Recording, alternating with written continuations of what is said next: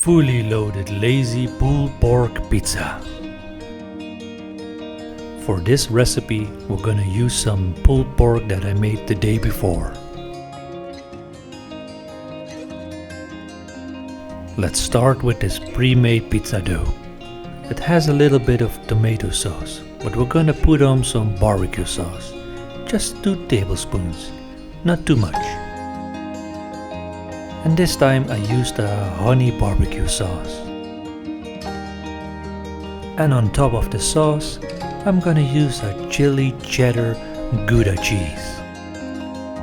And it's called fully loaded, so let's put a lot on it. Now, let's put on the pulled pork. And if you want to see how I made that, look up the video where I make tacos.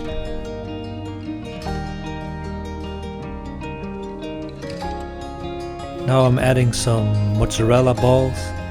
I really like those. They melt good. Now add some cheddar cheese.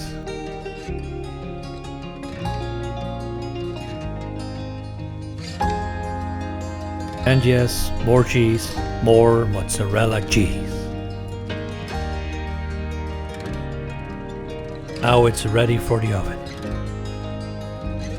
And it will go in for 12 to 15 minutes on 200 degrees.